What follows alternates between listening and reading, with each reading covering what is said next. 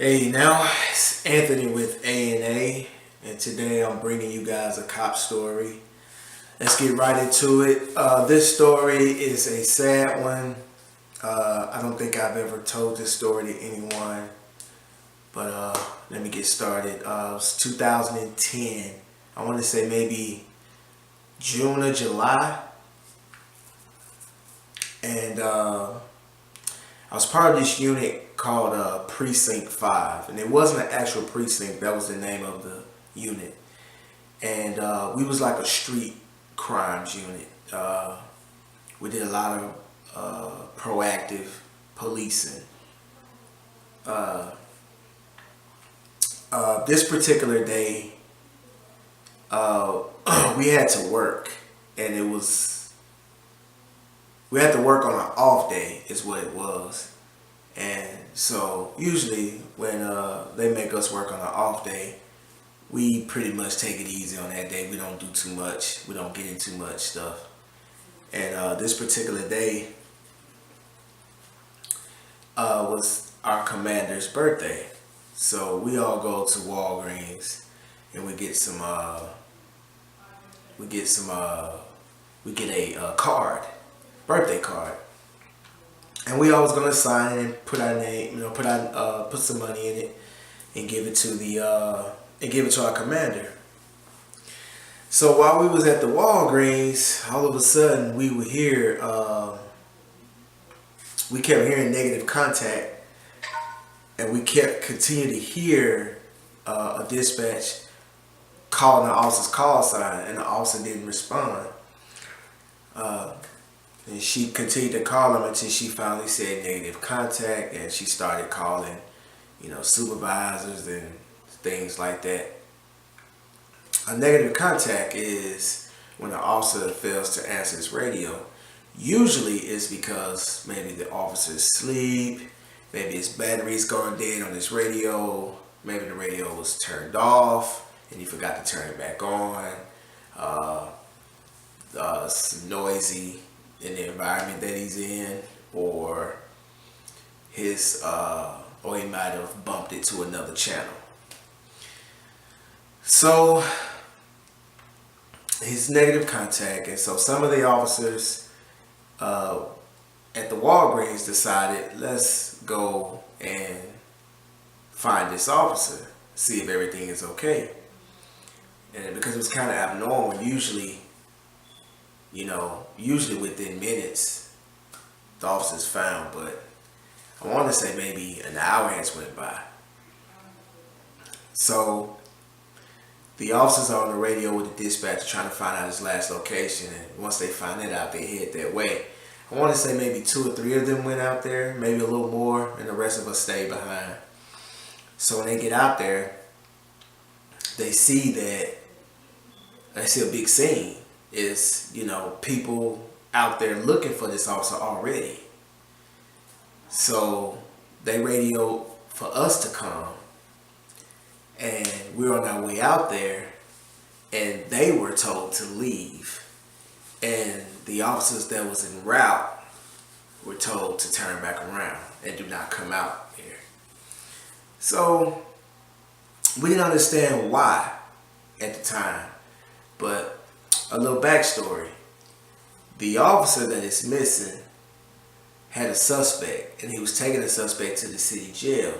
Once he got to the city jail, the suspect was so combative, he was told to take the suspect to the county jail.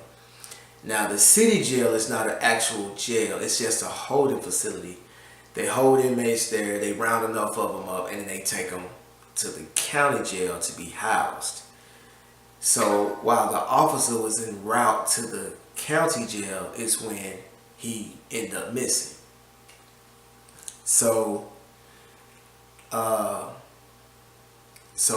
we were told not to come out to, like I said, we was told not to come out to the county.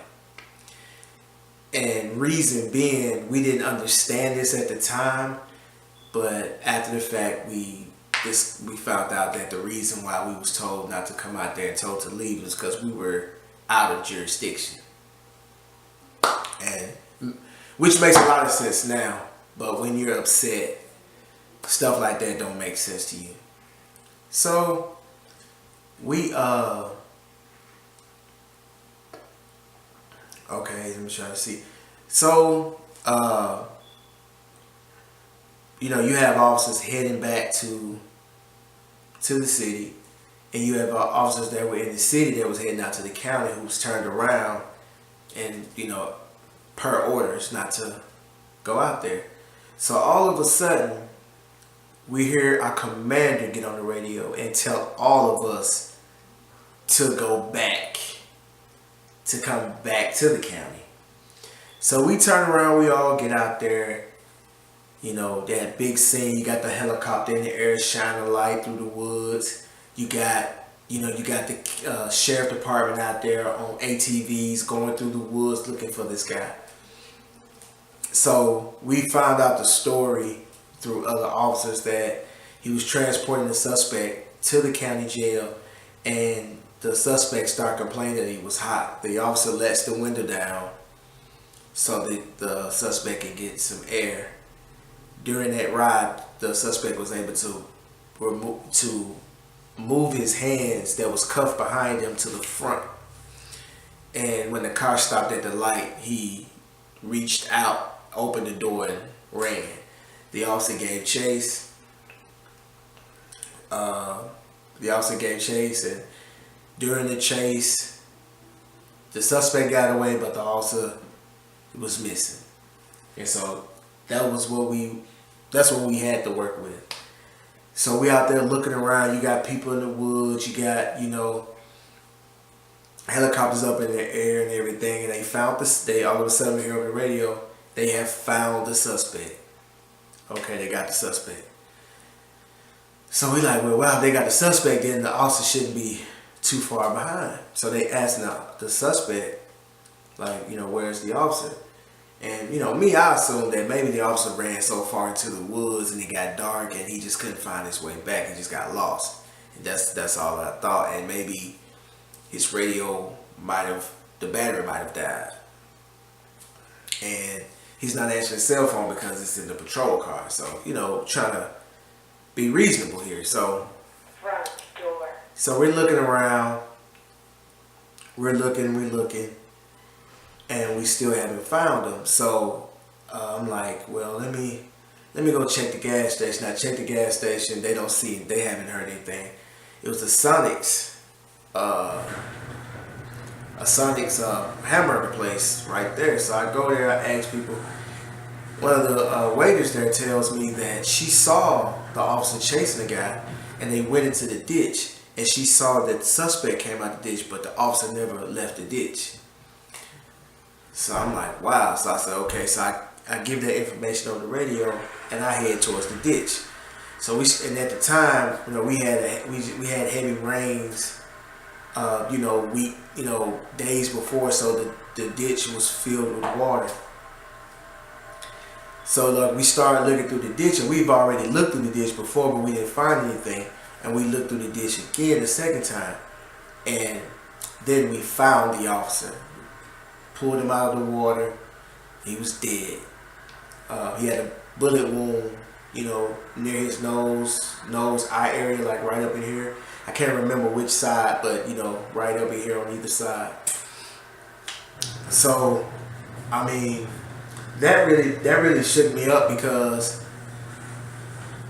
since I've worked there, before that officer, we only had one officer to be killed in the line of duty.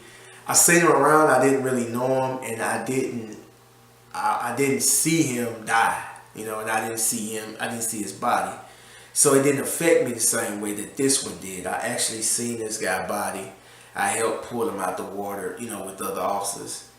And it just really, you know, it really messed me up, because it just let me, you know, it's just like, I wasn't that much older than him. I wasn't that much different from him. I mean, we wear the same uniform. That could have easily been me, you know. And then we started playing things back, you know, like why they tell us to leave, why they didn't want us out there. Was they trying to cover something up? And we started, you know, conspiracy theories and all this crap. We started thinking like that, and, you know, it just it was just the way that the whole thing was handled. We was upset, and we was mainly upset is that the deputy chief that told us to go back, he even said it in just a harsh way. He was like, "Y'all take y'all asses back." Like, he was very mean about it. But looking back on it, I'm pretty sure he was under stress because he has a missing officer, and I think he might have felt like something might have happened to the officer. So I guess that was just his way of handling his stress. But in retrospect, we realized that that we was told to go back because we was out of our jurisdiction, and that's why we were told to go back. But once they found the suspect, it was like, okay, we're gonna need as many bodies out here to help. And so the dynamics changed at that point. But it really bothered me. And then on top of that, we had the funeral for the officer. We had the police funeral, and then the family had their own private funeral, and we had to escort the body from Jackson, Mississippi to Hattiesburg, Mississippi. And well, not Hattiesburg, but somewhere outside of Hattiesburg, which is maybe like an hour drive or hour and a half. So it was really emotional, man, because I see the guy, I see the guy get pulled out of the water, dead on arrival. I actually, provided, escort for the funeral for the police department, and then I also had to take, help escort his body to his family, to his hometown. So it was just a real messed up experience for me at that point. I wanted to leave the police department, but that night, after we found the officer, we was all asked to go to the precinct, and we had a meeting, and the commander had a real good way of putting things to perspective, and he just broke everything down to us and told us how we should be and how we should act. And when things like that happen, that's the time that we shouldn't come apart. That's the time that we should use our professionalism and use what we learned to, solve the situation.